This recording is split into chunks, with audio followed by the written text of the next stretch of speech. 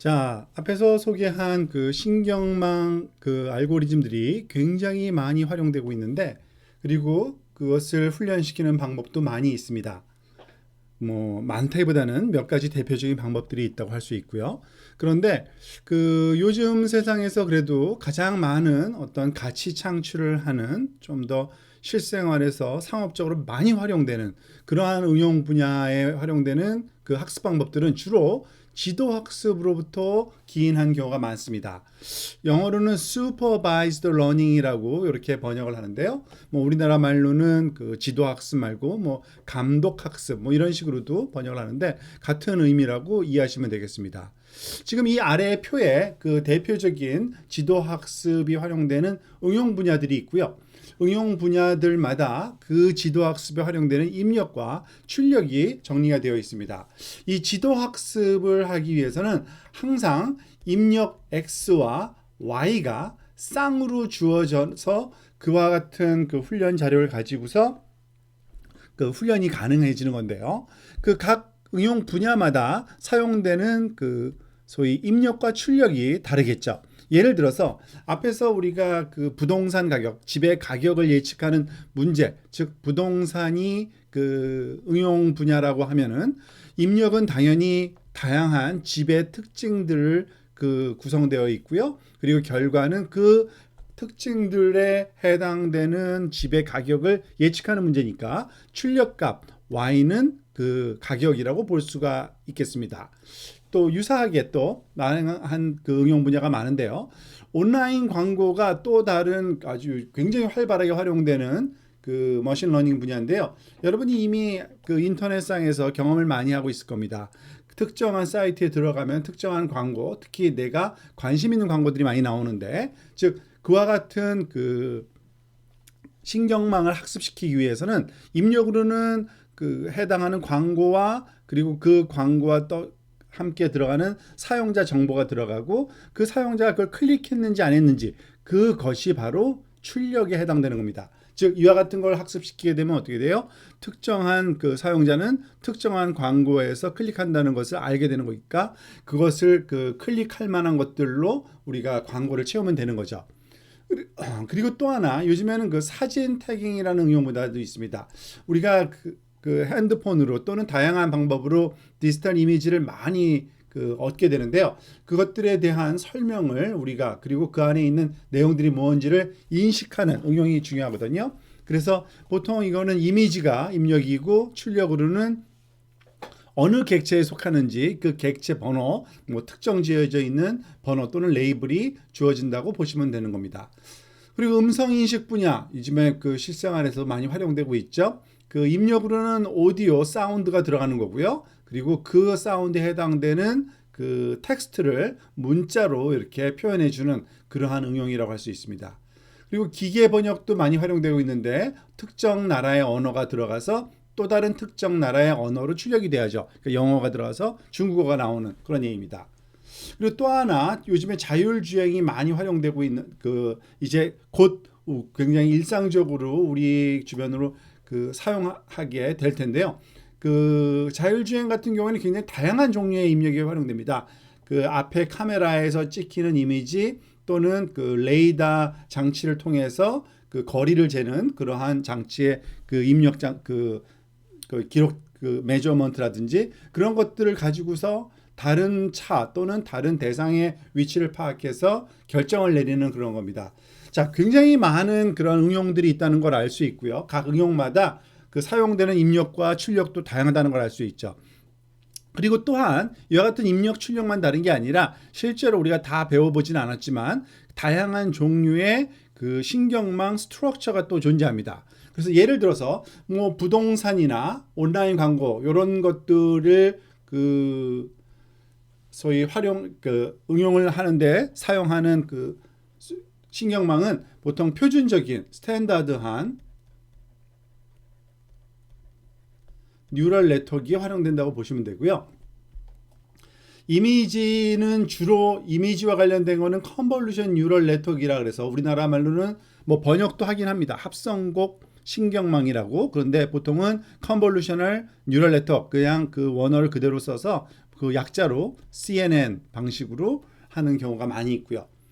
오디오나 영어 그런 그 소위 소리나 또는 그 언어는 순차적인 시퀀셜 데이터가 그 들어오는 거거든요. 그래서 이러한 것들에 맞는 또 다른 그 스트럭처가 있습니다. 보통 그 Recurrent Neural Network이라 그래서 RNN, 즉 그 입력이 순서대로, 그리고 입력의 순서가 중요한데 그러한 자료를 가지고서 작업하는 경우에는 RNN이라는 그 스트럭처를 써가지고 그 사용을 많이 하고요.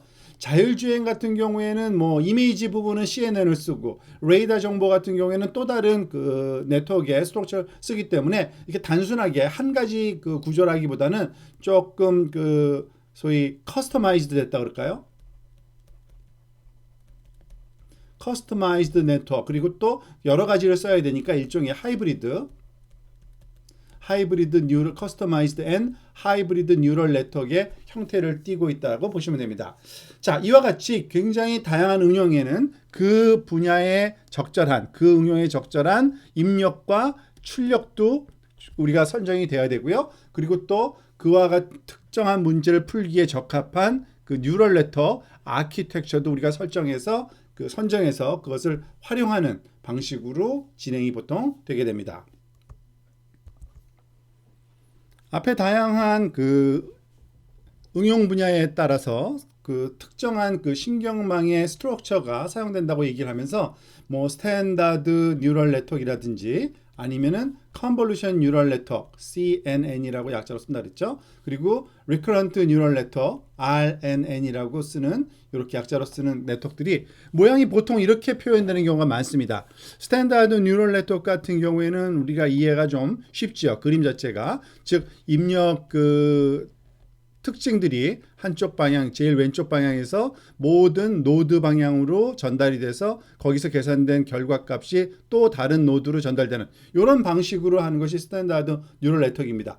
컨볼루션 뉴럴 네트워크는 보통 그 스트럭처를 표현할 때 이와 같은 다양한 평면 또는 박스 형태로 많이 표현되는데요. 그거는 그 입력 자체가 그냥 그 벡터라기보다는 그 매트릭스 형태, 즉 어떤 평면 2차원적인 데이터 형태를 띠고 있기 때문에 그것을 표현하기 위해서 좀 변형된 그 소위 스트럭처 구조를 그 소위 이런 기하학적인 형상을 쓰는데, 실제로는 이와 같은 스탠다드 뉴럴 네트워크처럼 모든 입력값이 또 다른 그 노드의 모든 입력값으로 연결돼서, 그리고 이 그 결과물로 나오는 것들이 사실은 또 이와 같은 노드들로 구성되어 있는 것을 단순하고 개념적으로 이해하기 쉽게 표현하기 위해서 이렇게 된 겁니다. 실제로는 이와 같은 네트워크 구조를 갖습니다. 좀 복잡하지만 죄송합니다. 그 리커런트 뉴럴 네트워크도 또 똑같습니다. 지금 보시면은 그 똑같은 그 형태에 띄는 이런 일렬로 늘어서 있는 이런 네트워크들이 나란히 있고 오른쪽으로 이렇게 화살표들이 표시되어 있잖아요. 그래서 조금 다른 것 같지만 사실은 그 실제적으로는 그 리커런트한 네트워크 형태로 된 거래 뿐이지, 실제로는 이렇게 하나의 그러한 그 일렬로 그 구성된 그런 네트워크이고, 그것의 결과가 다시 한번 재활용되고 하다 보니까 이와 같은 구조로 설명을 위해서 그 시간차에 따른 입력에 따른 그 변화를 보여주기 위해 설명이지, 이것 또한 결국에는 모든 네트워크들끼리 연결된 방식은 그 노드들이 연결되어 있는 형식으로 되어 있습니다.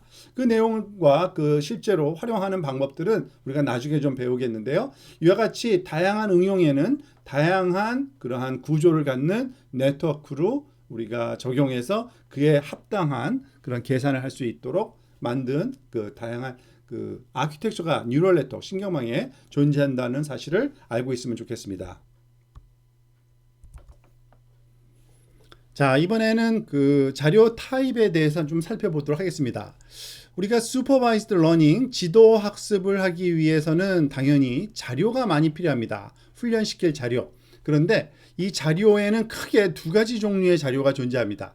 구조화된 자료와 구조화되지 않은 자료가 있습니다. 보통 영어로는 structured data 그리고 unstructured data라고 이렇게 보통 표현하는데요.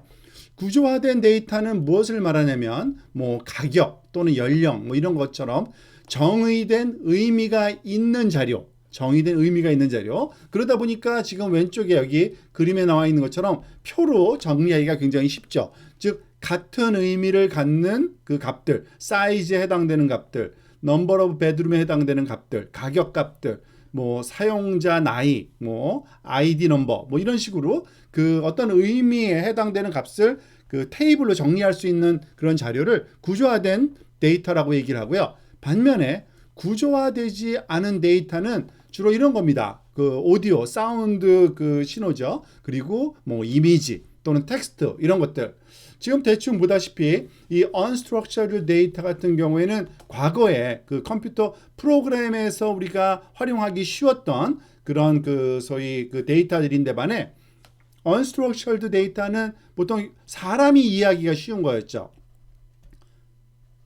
이거는 그러니까 과거 얘기입니다. 옛날에는 이 머신 그 기계들이 주로 스트럭처럴 데이터를 잘 이해하고 사람은 언스트럭처럴 데이터를 이해가 훨씬 더 쉬웠습니다.